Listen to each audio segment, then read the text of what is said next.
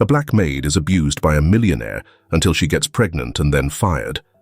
A few days later, she goes to see a friend of his, and the Stewart estate loomed against the evening sky, a sprawling testament to wealth and power. Its manicured lawns stretched wide, hedges trimmed to geometric precision, and the house itself, a fortress of pale stone and enormous windows, seemed to glare at the world beyond its gates. Haley Gomez smoothed the front of her grey maid's uniform, her fingers brushing over a spot of faded stitching, and took a steadying breath. The Texas heat had been unrelenting that day, beads of sweat clinging to her temples as if unwilling to release her. Inside, the house was pristine and eerily quiet. She'd worked in other homes before, modest ones with barking dogs and kids underfoot, or crowded ones where laughter rang through the halls. But this house was different. The stillness pressed down like a weight, and every sound seemed amplified.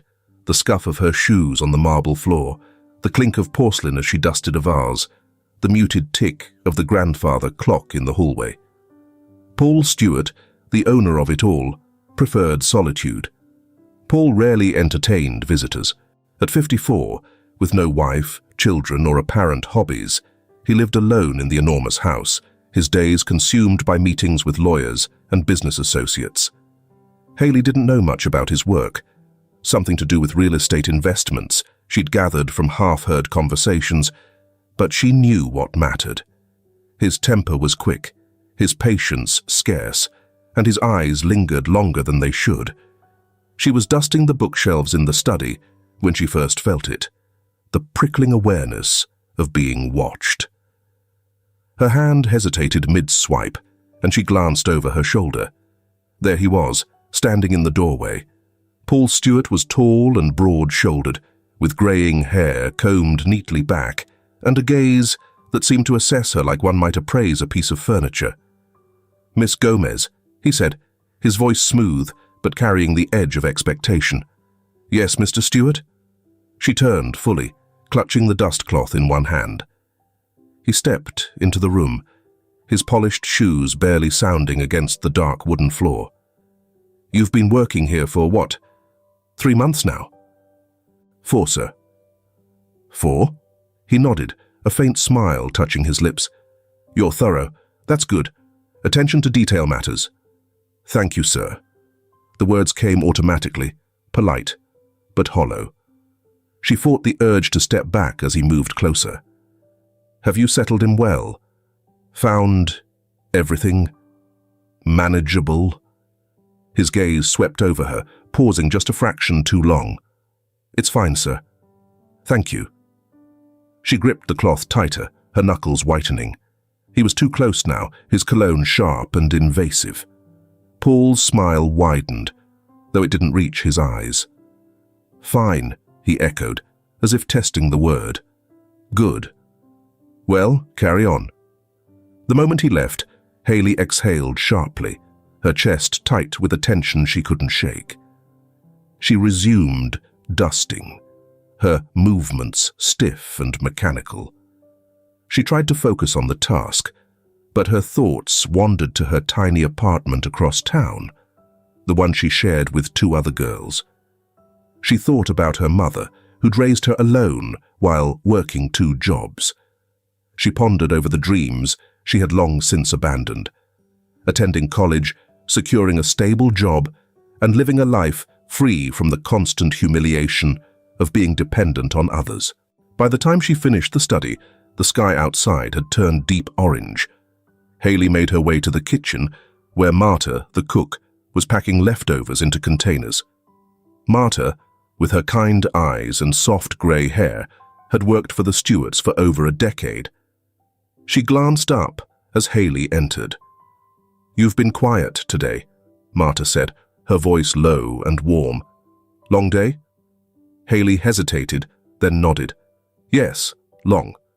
Marta tilted her head, studying Haley's face. "Mr. Stewart, he's not giving you trouble, is he?" Haley opened her mouth to answer, but the words wouldn't come. Trouble? It was too vague, too small a word to capture the way his presence made her stomach knot. "No," she said finally, forcing a smile. "It's fine." Marta frowned, but didn't press further.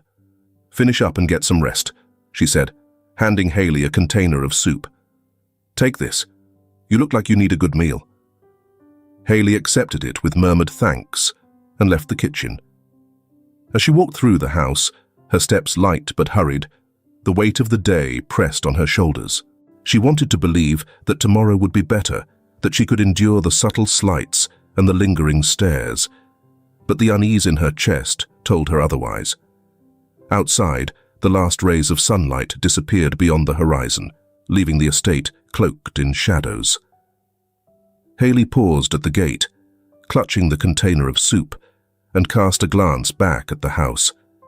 It stood still and cold, its windows glowing faintly like watchful eyes in the night. She shivered and turned away, her footsteps quickening as she headed home.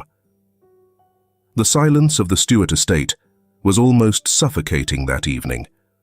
The house, with its endless hallways and cavernous rooms, felt more like a tomb than a home.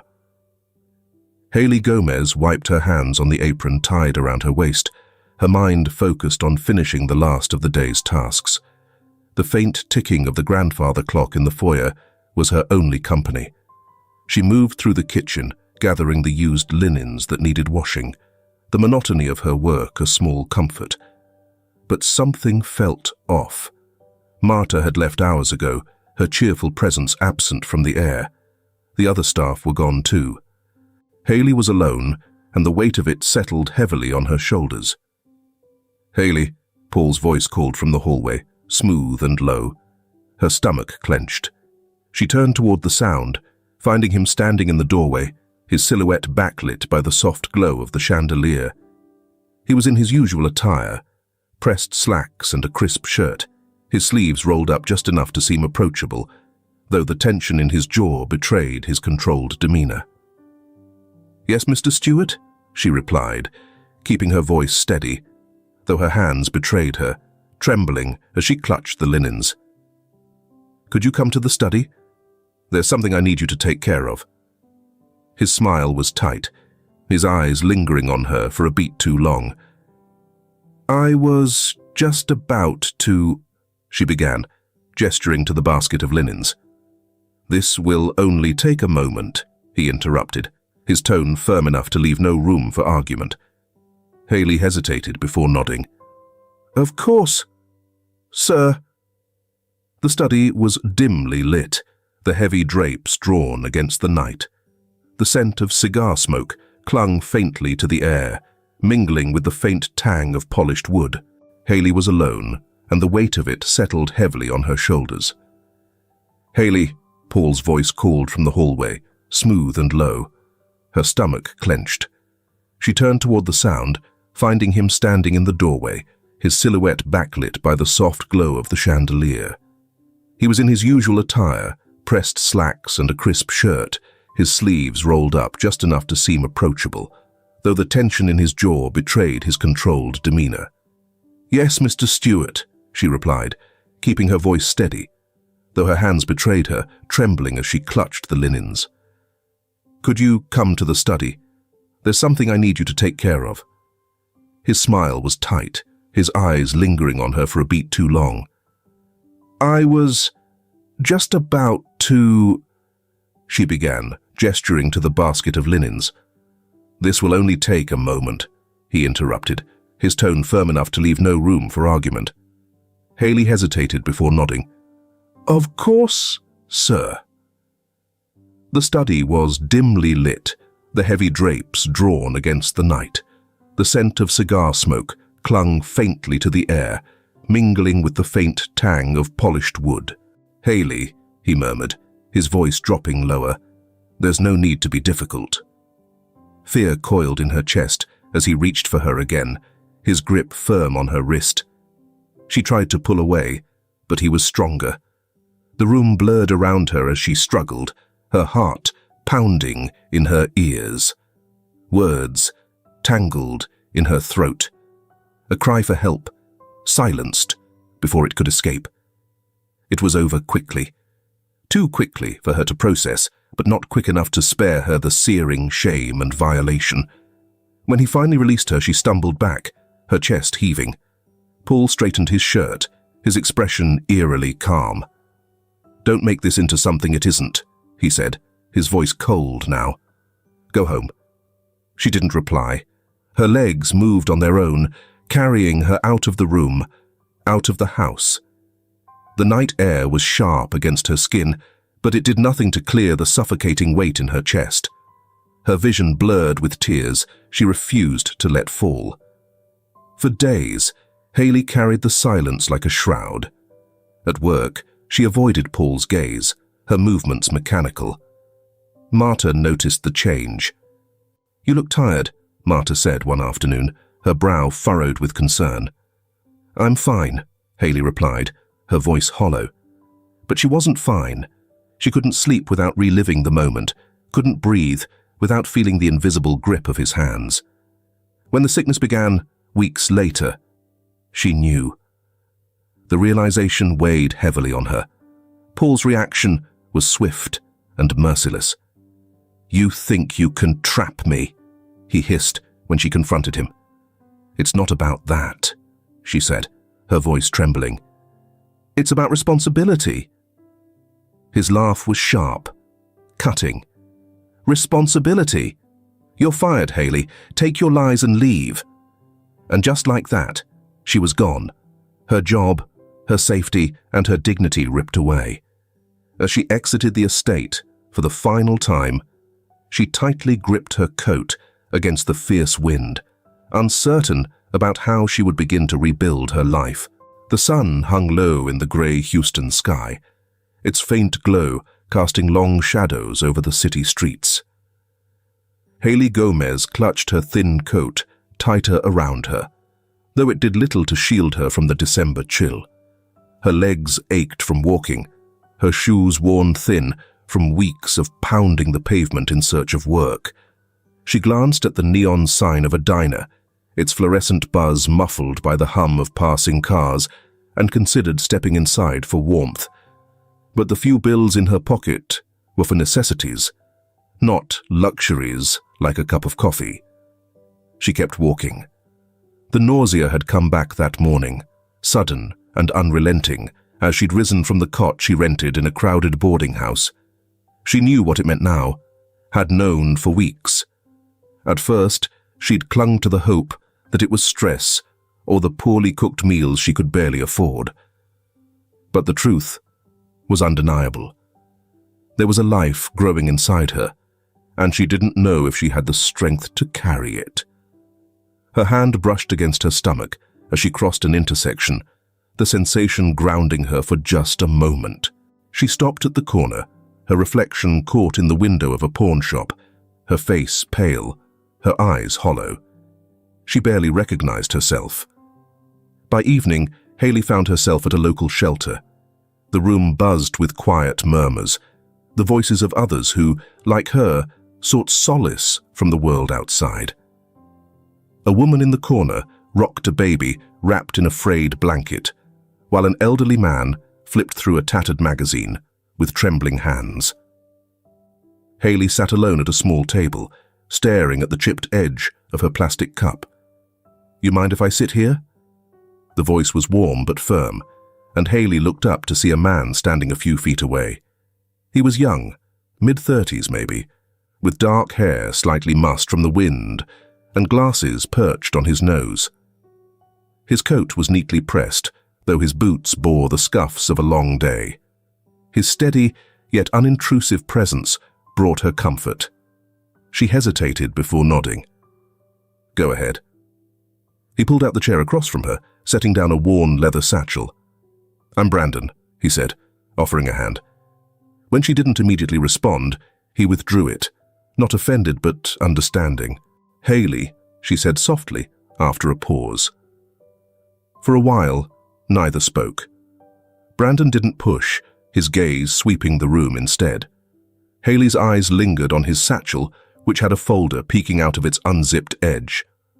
"You're not from here," she said finally, her voice more observation than question. No, he admitted, smiling faintly. Grew up in Austin. Moved here for work a few years back. Haley nodded, though she didn't press further. She wasn't sure why she'd spoken at all. Maybe it was the exhaustion, or the way Brandon's demeanor reminded her of the teachers she'd had in school, the ones who didn't just teach, but cared. You come here often? He asked, gently, motioning to the shelter around them. It's my first time, she confessed, her voice barely audible. Her cheeks burned, but she forced herself to meet his gaze. It's, been a rough few weeks. Brandon didn't pry. Instead, he reached into his satchel and pulled out a small notebook. I am working here, he explained. Legal aid. Nothing fancy, helping folks navigate paperwork, know their rights, that sort of thing. Haley tensed.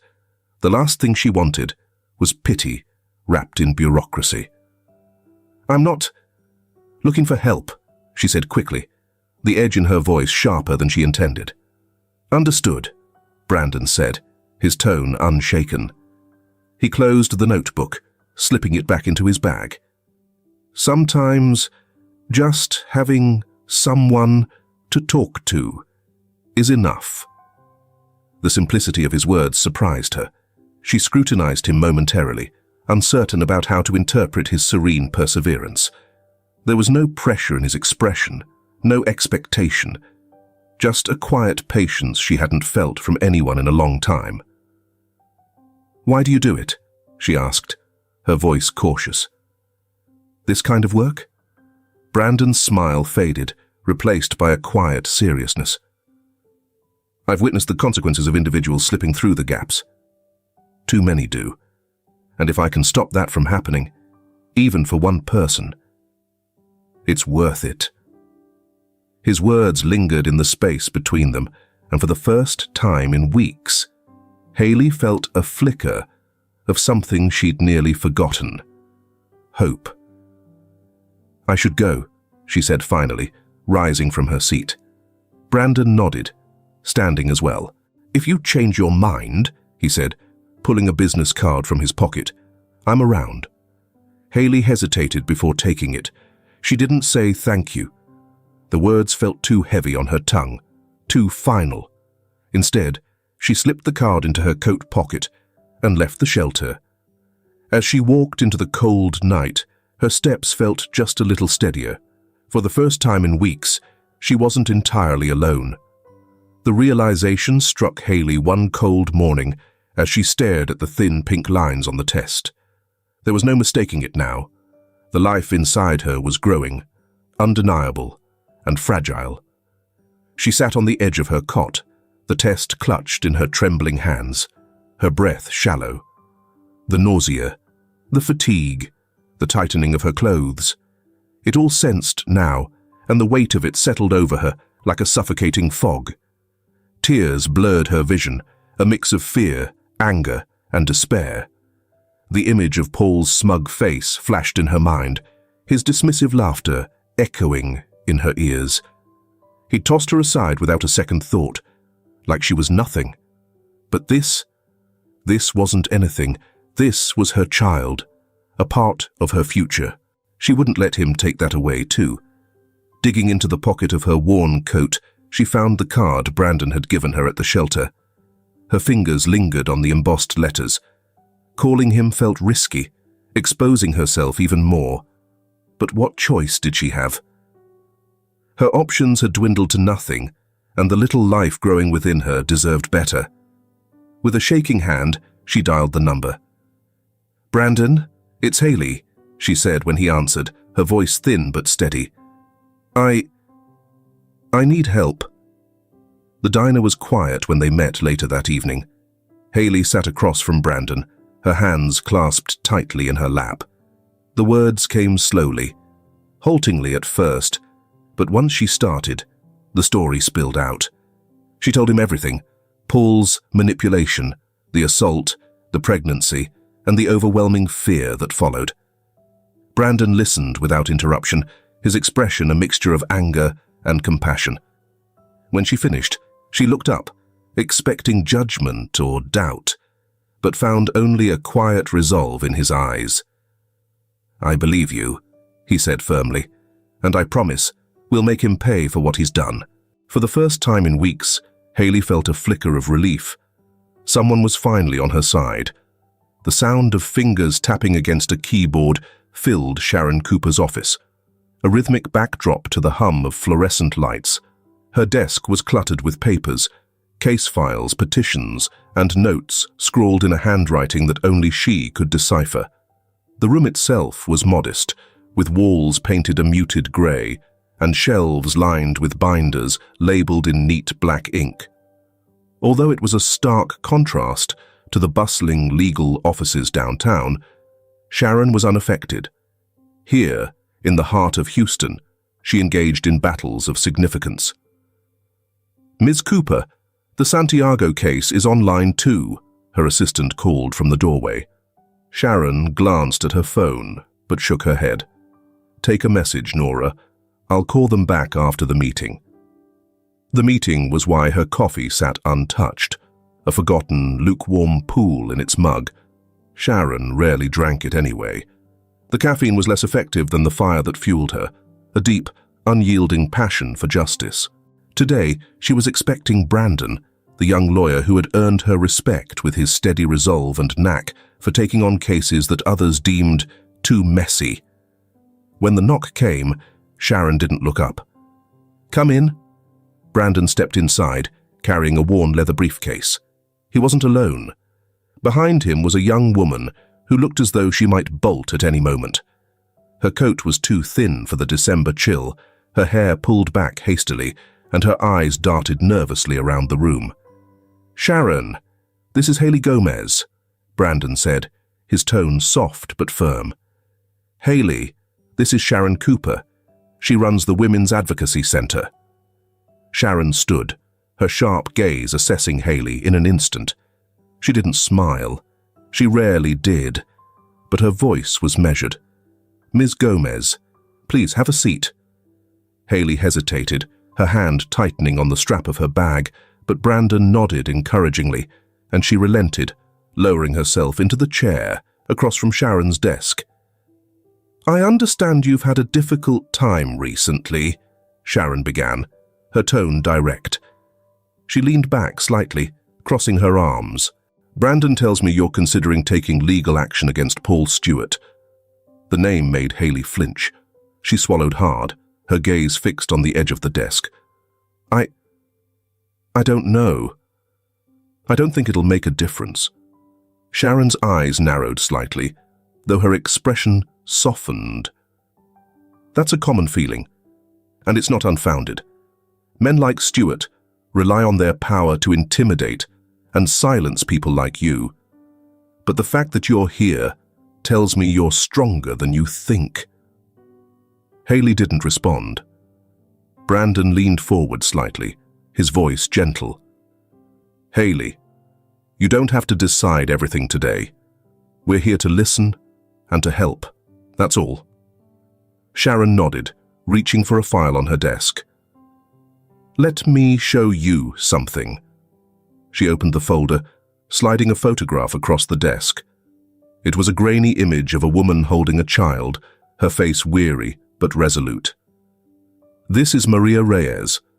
2 years ago, she came to me with a story not unlike yours. Her employer, a prominent businessman, had been abusing his staff for years. She was terrified to speak out. But she did, and because of her courage, we not only won her case, but helped others like her find justice." Haley stared at the photo, her fingers brushing the edge of it. "What happened to him?" she asked, her voice barely audible. Sharon stated without emotion, "He lost everything.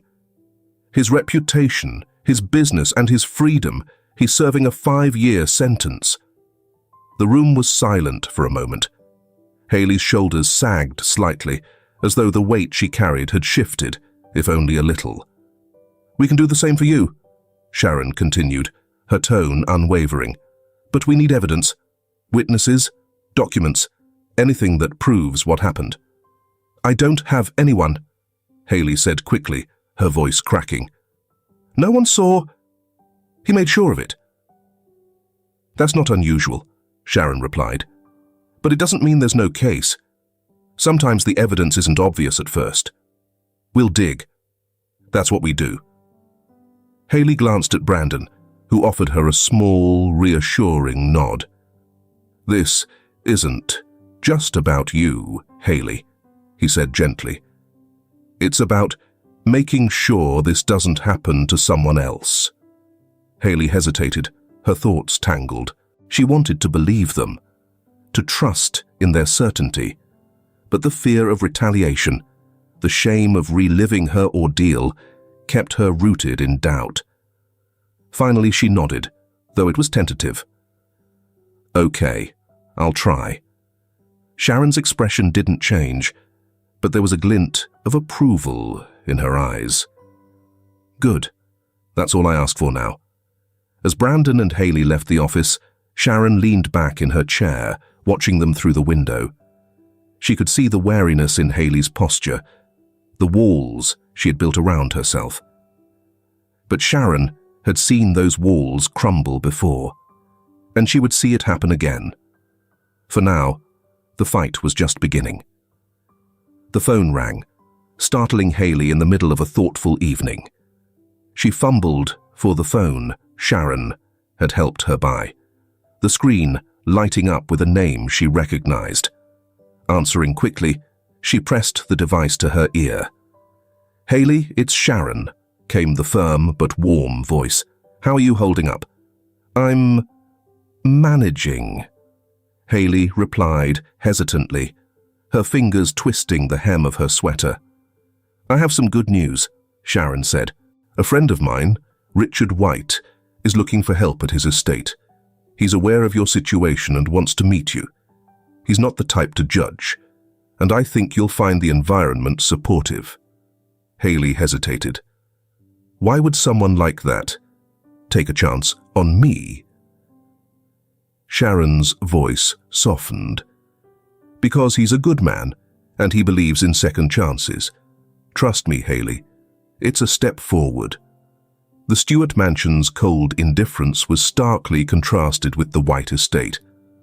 Warm light spilled from the tall windows, illuminating the neatly kept garden, even in the early evening. Haley paused at the gate, clutching the handle of her bag, her heart pounding with a mixture of nerves and anticipation. This job was her chance, not just to survive, but to rebuild. Richard White himself greeted her at the door, his demeanor as unassuming as his neatly pressed sweater. He was in his 50s, with silver streaks in his hair and a kind smile that seemed to reach his eyes. You must be Haley, he said, stepping aside to let her in. Come in, please. I've heard good things from Sharon. She says you're a hard worker. Thank you, Mr. White, Haley replied softly, stepping into the warmth of the house. It was smaller than the Stewart estate, but far more inviting. The air smelled faintly of fresh-baked bread, and a large golden retriever padded over, tail wagging, to sniff at her feet. Call me Richard, he said, gesturing toward a cozy sitting room. I like to think of this place as a home, not an estate. Haley nodded, following him. It felt strange to be treated with such courtesy, to sit in a room where every detail, soft cushions, warm lighting, and the faint hum of jazz, felt designed for comfort, not show. Her duties started the next day, and they were straightforward, cleaning, organizing, and occasionally helping with small errands. The staff, though small, welcomed her with polite smiles and friendly conversation. Each task she accomplished felt like a small victory, serving as a reminder that she remained independent.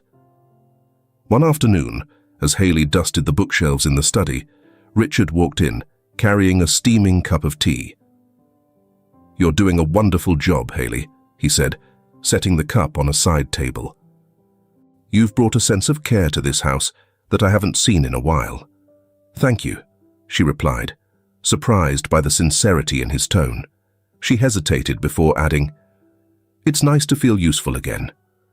Richard smiled, but his expression turned pensive. "You've worked in households before?" Richard asked during their first meeting, seated across from Haley in his sunny office. "Yes, sir," she replied, her hands folded tightly in her lap. "I worked for the Stewart family." Richard paused, his brow furrowing slightly.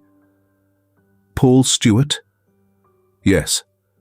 Haley nodded, her heart racing. She kept her tone neutral, unsure where the conversation was headed. Richard leaned back in his chair, stroking his chin thoughtfully. "I knew Paul once, years ago. A charming man, very respected in our circles. Always seemed so polished, so composed. Strange, though. He disappeared suddenly, just announced his retirement and became a recluse."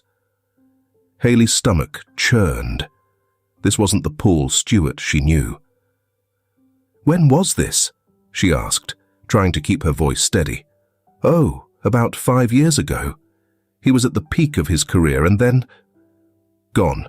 Richard shook his head. People speculated, health issues perhaps, or some personal scandal. No one knows for sure. Haley nodded, but her mind raced. The respected, charming figure that Paul Stewart Richard described stood in stark contrast to the cruel and calculating man who had shattered her sense of safety. She swallowed hard, unsure what to make of the discrepancy. Richard sighed and shook his head. "Paul was a friend once, a long time ago. A good man, or so I thought. He abruptly withdrew, severed his ties with almost everyone, and went into retirement. I always found it strange." Haley said nothing, her mind racing. Richard's words unfolded like jigsaw pieces, implying a more profound narrative hidden beneath Paul's polished exterior. As the weeks passed, Haley began to find her footing.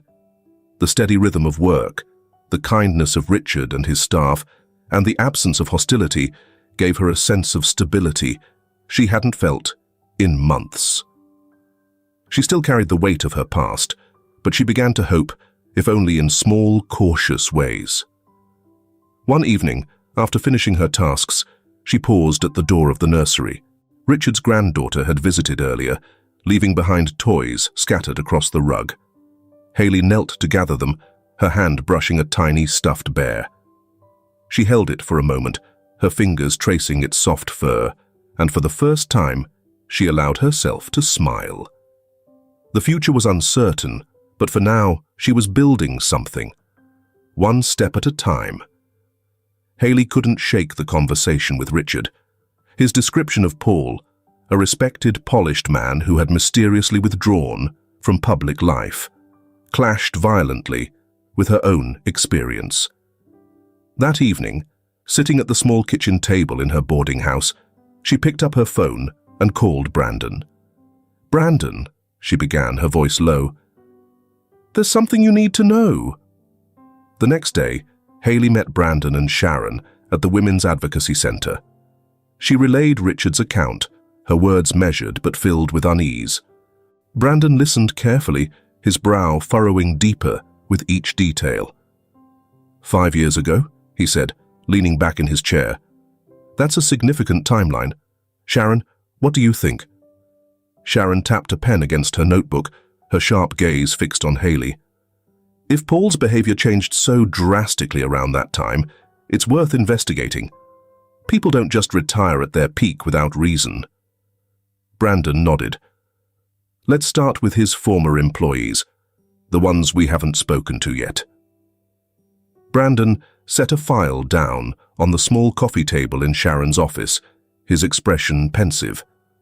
The room was filled with the quiet hum of the heater as the Houston winter pressed against the windows.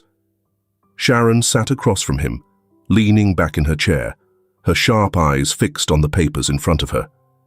"These are from public records and a few of my contacts," Brandon began, flipping open the file. "There's a pattern here, Sharon. Paul Stewart's public image was impeccable, but something shifted After that car accident 5 years ago. Sharon raised an eyebrow. The accident where he supposedly went into early retirement. Brandon nodded. Exactly. The situation doesn't make sense. I spoke to a former business associate who said that before the accident, Paul was heavily involved in charity events and public engagements. Afterward, it was like he became a different person, reclusive, erratic, and eventually cut off almost all connections. Sharon picked up a photograph from the file, a grainy shot of Paul at a fundraiser from 6 years ago. She studied his face, trying to reconcile it with the man Haley had described. And the staff at his estate. Most left shortly after the accident, Brandon replied, but I found one who agreed to talk. His name is Henry Lopez, a former steward. He said he'd seen strange things after Paul's recovery, but he was hesitant to go into detail over the phone. I set up a meeting. Sharon nodded thoughtfully, her fingers drumming on the armrest of her chair. Let's see what Henry has to say. If there's more to this story, we need to uncover it. Later that week, Haley joined Brandon and Sharon for the meeting with Henry at a quiet diner on the outskirts of town. The man who entered was in his early 60s, his shoulders hunched from years of hard labor. His wary eyes darted around the room before settling on Brandon, who waved him over. "Mr. Lopez," Brandon greeted, offering a firm handshake. "Thank you for meeting us." Henry sat down, his hands fidgeting with the edge of the menu. "I'm not sure how much help I can be," he said cautiously, his voice low. "We just want to understand," Sharon said gently, her tone calming. "Anything you can tell us about Paul Stewart, especially after the accident, could make a difference." Henry hesitated, his gaze flickering to Haley. She offered a small nod of encouragement, and he sighed deeply. "He wasn't the same man," Henry admitted. "Before the accident, Mr. Stewart was strict but fair. Afterward, he changed. He became secretive and short-tempered. There were times I'd catch him staring off, like he didn't recognize where he was." "What about his appearance?" Sharon pressed. "Did anything stand out?" Henry's brow furrowed. "It's hard to say. He looked like himself mostly, but there were moments, little things, a different way of speaking, a scar that hadn't been there before." He paused, leaning forward. "I remember hearing whispers among the staff that it wasn't really him anymore, that the accident had done more than just rattle his nerves." The table fell silent, the weight of Henry's words settling heavily. Haley's hands trembled slightly, but she clenched them into fists, forcing herself to stay composed. "Do you think he was hiding something?" Brandon asked, his tone measured. Henry hesitated, then nodded. "I don't know what it was, but yes, something about him wasn't right." After the meeting, Haley stood outside the diner, her breath visible in the cold air. Sharon and Brandon joined her, both deep in thought. "Whatever's going on," Sharon said, her voice firm, "it's bigger than we thought. We need more evidence, and fast." Haley looked between them, her fear slowly giving way to determination. "What do we do next?" Sharon's lips curved into a faint approving smile. "We keep digging." For the first time, Haley felt a sense of purpose. She wasn't just surviving anymore, she was fighting back. Brandon sat at his desk late into the night, the glow of his laptop casting long shadows across the cluttered room. The files he'd collected on Paul Stewart were spread out in front of him. Financial records, news articles, property deeds. The deeper he dug, the more the discrepancies gnawed at him. Something didn't fit. A click of the mouse brought up the accident report again. The details were vague. A single car crash, no witnesses, a brief hospital stay. But what caught Brandon's attention was a line buried in the coroner's notes, flagged in an earlier report before being omitted from subsequent records: fatal injuries sustained at the scene. Brandon froze. He double-checked the name. Paul Stewart. "That's impossible," he muttered to himself, scrolling frantically through the scanned documents. The timeline didn't make sense. Paul had supposedly retired and lived a reclusive life since the accident.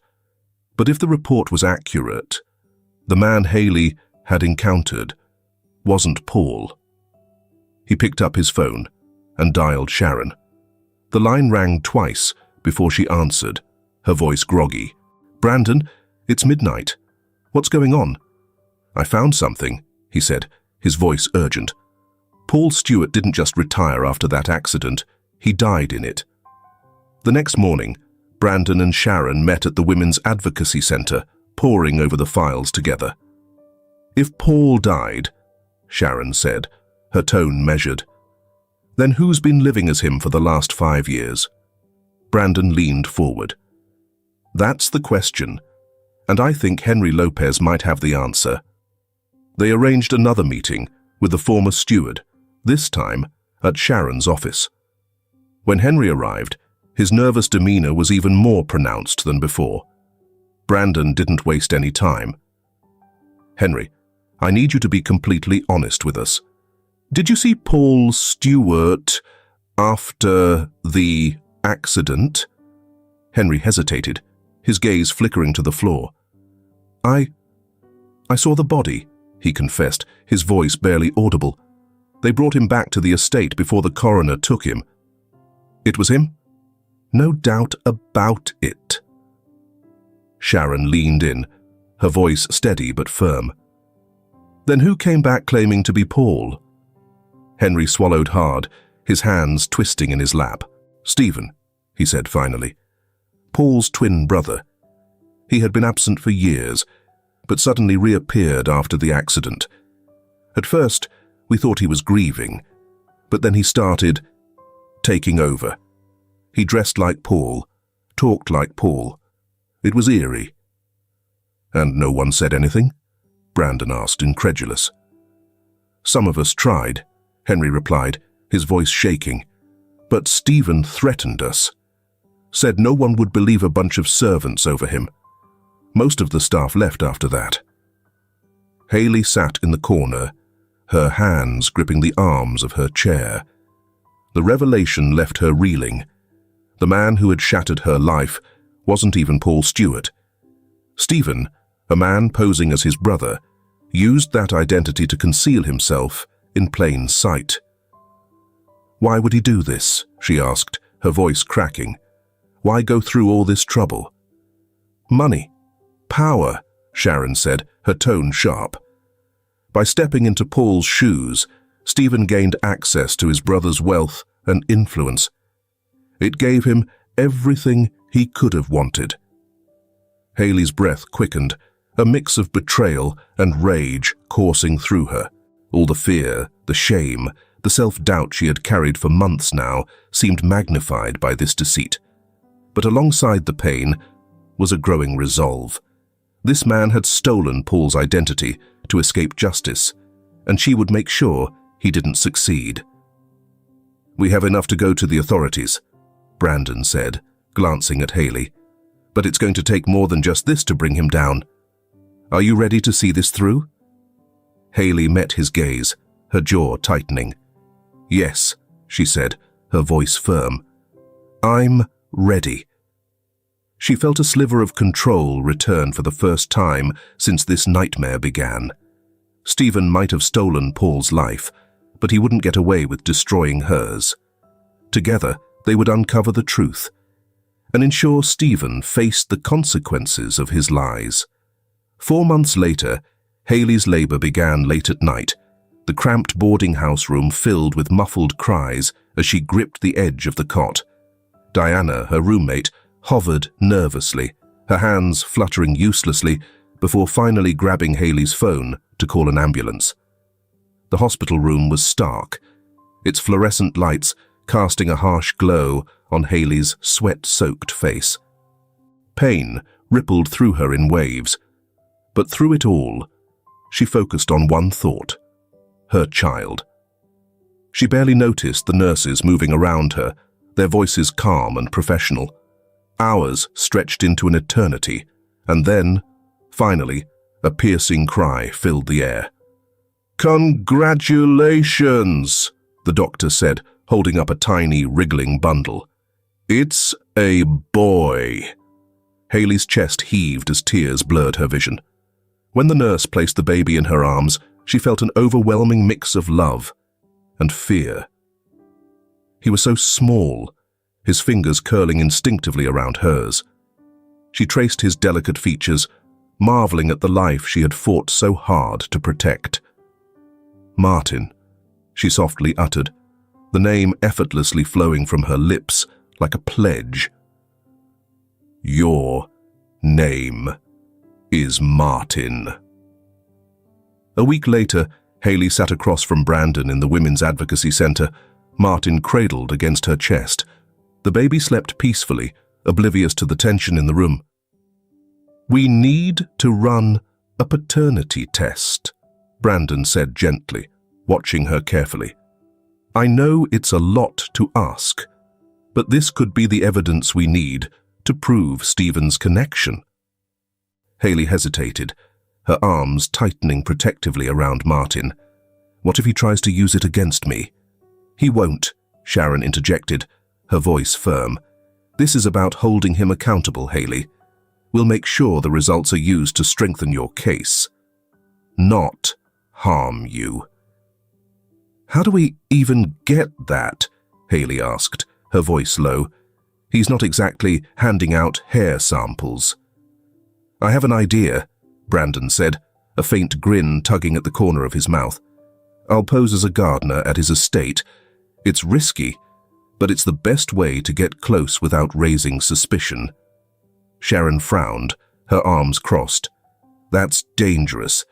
If he realizes who you are—" "He won't," Brandon interjected. "I'll keep my distance and play the role. All I need is a moment." 3 days later, Brandon stood in the expansive gardens of the Stewart estate, a baseball cap pulled low over his face. He pushed a wheelbarrow filled with tools, careful not to draw attention. From his vantage point, he could see Stephen lounging on the patio, a drink in hand. He watched and waited, his opportunity arriving when Stephen left the chair to retrieve something inside. Brandon moved quickly, grabbing a stray hair from the back of the chair and tucking it into a plastic evidence bag in his pocket. His heart pounded as he retreated to a safe distance, pretending to be busy, while Stephen returned moments later, oblivious to his actions. The test results arrived a week later, confirming what they already knew. Stephen was Martin's biological father. The document became the cornerstone of their case, undeniable proof of his actions. Meanwhile, Sharon's relentless efforts paid off. More former employees of the Stewart estate began coming forward, emboldened by Haley's story. Each testimony painted a clearer picture of Stephen's deceit, his threats, his manipulation, and his abuse of power. One former maid recounted how Stephen had fired her for questioning his sudden reappearance after the accident. Another maid described the chilling way he mimicked Paul's mannerisms, effortlessly transitioning into the role. Gradually, the facade Stephen had constructed started to disintegrate. Back at the boarding house, Haley rocked Martin gently, her thoughts swirling. The fear that had once paralyzed her was still there, but it no longer controlled her. With each passing day, her resolve grew stronger. She kissed Martin's tiny forehead, her voice steady as she whispered, "I'll protect you, no matter what." For the first time, Haley felt ready, not just to face Stephen, but to reclaim the life he had tried to destroy. The courtroom buzzed with tension, the weight of the case palpable in the hushed whispers and shifting seats. Haley sat at the plaintiff's table, her hands clasped tightly in her lap. Her gaze flickered to the defense table where Stephen Stewart lounged with an air of smug confidence. He wore a tailored suit and a practiced smile, his demeanor suggesting he viewed the proceedings as little more than a nuisance. But Haley knew better. Beneath the facade, His mask was cracking. The judge entered, and the room fell silent. Haley's heart pounded as the trial began, her resolve tested, but unbroken. Sharon opened with a succinct but powerful statement, laying bare the deception and abuse at the heart of the case. "Your Honor, this is not just about one man's crimes," Sharon said, her voice steady. "It's about the lives he shattered while hiding behind a stolen identity. Today, we seek accountability." The prosecution presented its evidence first, starting with the DNA test results. Brandon stood to explain the findings, his tone calm but deliberate. "The results confirm that the defendant, Stephen Stewart, is the biological father of Haley Gomez's son Martin," Brandon stated. He handed the results to the judge. "This alone is proof of his actions, but it doesn't stop there." Next came the testimonies. Former employees of the Stewart estate took the stand, their voices trembling but unwavering. A former housekeeper recounted Stephen's threats when she questioned his sudden return as Paul. "He told us no one would believe us, that if we said anything, we'd lose our jobs. Or worse," she said, her voice cracking. Another witness described the chilling similarities between Stephen and Paul. "He studied Paul," the former driver testified. "He knew how to talk like him, walk like him. However, it was evident that something was amiss. He wasn't the same man." Each testimony chipped away at Stephen's confidence. He shifted uncomfortably in his chair, his jaw tightening, as the facade he had maintained for years began to crumble. When it was Haley's turn to take the stand, the room grew silent. She felt every pair of eyes on her as she stood, her legs trembling slightly. But as she glanced at Martin, sleeping peacefully in Sharon's arms, her fear gave way to determination. She began slowly, her voice steady despite the lump in her throat. "I worked for Stephen Stewart, thinking he was Paul. He used his power to intimidate and manipulate me. When I became pregnant, he fired me and threatened me into silence." Her voice faltered for a moment, but she pressed on. "I believed him when he said no one would help me. But I'm standing here today because I realized that what he did wasn't just wrong. It was a crime." The defense attorney attempted to discredit her, bringing up her financial struggles and questioning her motives. "Ms. Gomez," he sneered, "isn't it true that you're using this case as a way to secure financial gain?" Haley's hands clenched at her sides, but she held her ground. "This isn't about money," she replied firmly. "This is about justice, for me, for my son, and for everyone Stephen has hurt." Truth weighed her words in the air. The defense attorney shifted uncomfortably, realizing his tactics were falling flat. At last, the prosecution presented the most significant evidence: documentation and eyewitness accounts verifying Paul Stewart's death in the car accident 5 years prior. The courtroom gasped as Brandon presented the coroner's report, alongside testimony from Henry Lopez, the former steward. "I saw Paul's body," Henry said, his voice steady despite the tension in the room. "And I saw Stephen step into his place. He threatened anyone who questioned him." Stephen's composure finally shattered. He stood abruptly, his chair screeching against the floor. "This is ridiculous," he barked, his voice echoing through the courtroom. "You're all fools if you think I'll let this continue."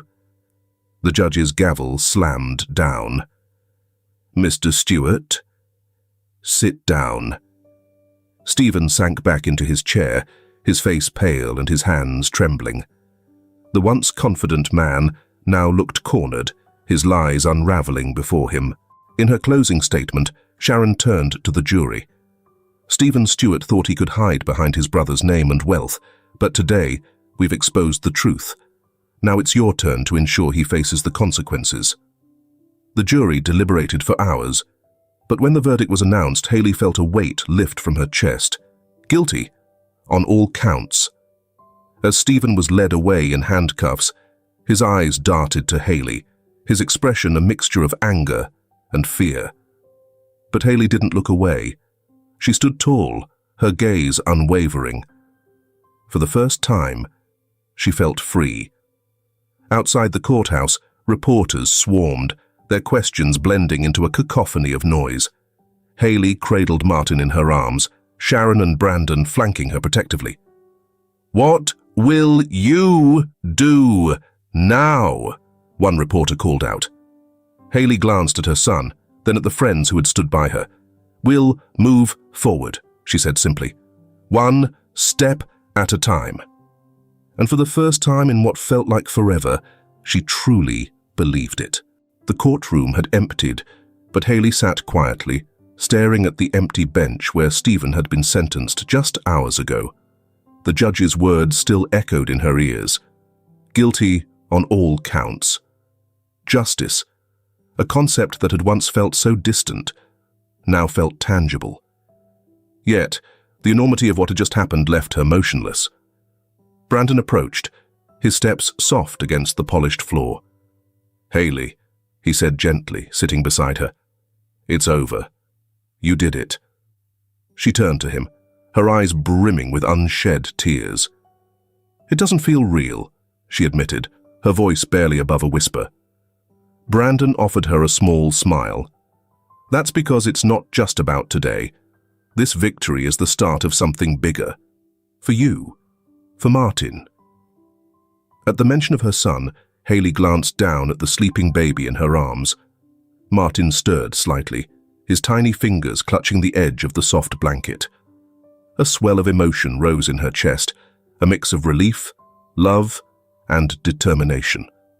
Weeks later, Haley sat in a modest but sunlit office at the Women's Advocacy Center, facing Sharon. A document lay between them, confirmation of the settlement Stephen had been ordered to pay. The sum was substantial, enough to secure Martin's future and give Haley a chance to start over. "You've earned this," Sharon said, her voice firm. "You fought for it." Haley nodded, her hand trembling slightly as she picked up the pen. Signing the paper felt like closing a chapter, a painful, harrowing chapter, but one that had shaped her into the person she was becoming. "I want to set up a trust for Martin," Haley said, her voice steady, "and I want to donate part of it to the center. You helped me when no one else would." Sharon's lips curved into a rare smile. "You're an inspiration, Haley. Don't ever forget that." The evening after the settlement was finalized, Sharon hosted a small gathering at her home to celebrate. Haley arrived with Martin in tow, his bright eyes taking in the warm lights and soft hum of laughter. The room was filled with familiar faces, former employees of the Stewart estate, women Sharon had helped in other cases, and Brandon, standing near the kitchen with a glass of wine in hand.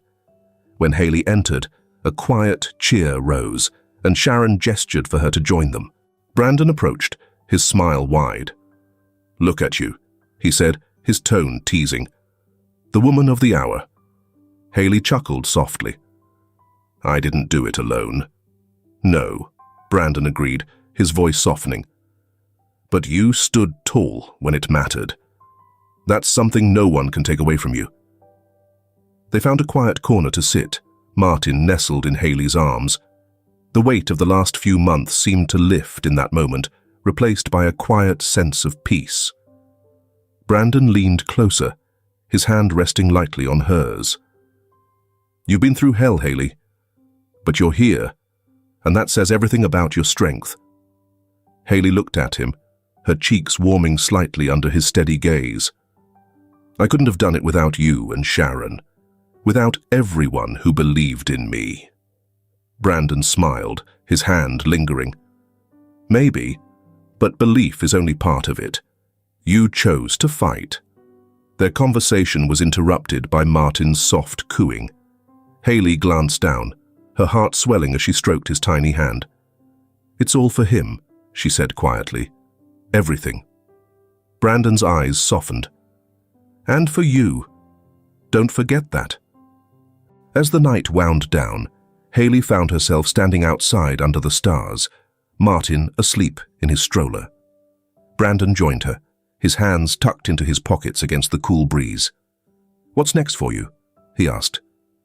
Haley took a deep breath, her gaze fixed on the horizon.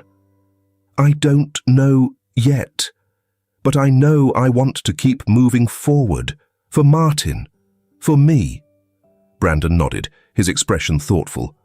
"Whatever it is, I'll be here."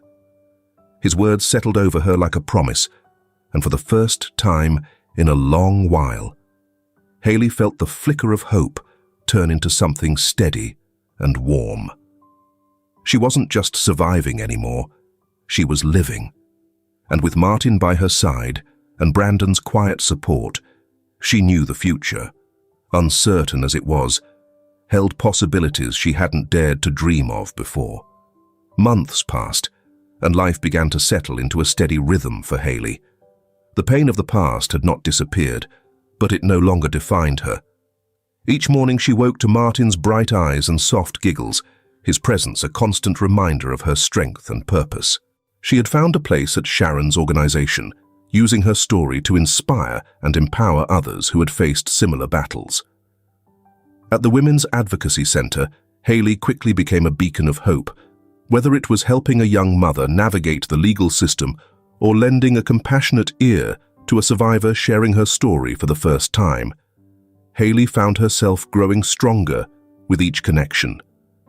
Her voice, once silenced by fear, now carried the weight of resilience and truth. One afternoon, as Haley reviewed paperwork in her small office, Brandon knocked softly on the open door. "Got a minute?" he asked, leaning casually against the frame. "Always," she replied, smiling. Martin, playing with blocks on the floor beside her, looked up and waved his chubby hand at Brandon. "Hey, buddy," Brandon said, crouching to ruffle Martin's hair before straightening. "I was thinking, there's a fundraiser for the center next week. Would you go with me?" Haley blinked, taken aback. "Like, together?" Brandon shrugged, a small grin tugging at his lips. "Yeah, together." For a moment, the room seemed to still. Haley felt her heart race, the warmth of his gaze stirring something deep within her. "I'd like that," she said softly. The night of the fundraiser arrived, and Haley stood in front of the mirror, adjusting her simple yet elegant dress. Martin sat on the bed behind her, babbling happily, as Sharon, who had volunteered to babysit, secured his shoes. "You look stunning," Sharon said, her tone kind but teasing. "Brandon won't know what hit him." Haley blushed, smoothing the fabric nervously. "It's just a fundraiser." "Sure it is," Sharon replied with a knowing smile. At the event, the glow of string lights and the soft hum of live music created an atmosphere of warmth and optimism. Brandon greeted Haley at the entrance, his suit tailored and his smile unshakable. "You clean up nice," he teased, offering his arm. "You don't look too bad yourself," Haley shot back, her confidence surprising even her. Throughout the evening, Haley mingled with donors and survivors, her presence magnetic. She shared her story openly, her voice steady and filled with conviction. By the end of the night, several attendees approached her, moved by her journey and eager to support the center's mission. As the event wound down, Haley and Brandon found a quiet spot on the venue's terrace, the city lights twinkling in the distance. The hum of laughter and conversation drifted faintly from inside, but out here, it was just the two of them. "You were incredible tonight," Brandon said, his tone soft. "The way you spoke, you made people believe." Haley turned to him, her expression thoughtful. "It's easier to believe when you've had people stand beside you. You and Sharon gave me that." Brandon shook his head. "We may have stood beside you, but you were the one who stepped forward." Their eyes met, and for a moment, words felt unnecessary.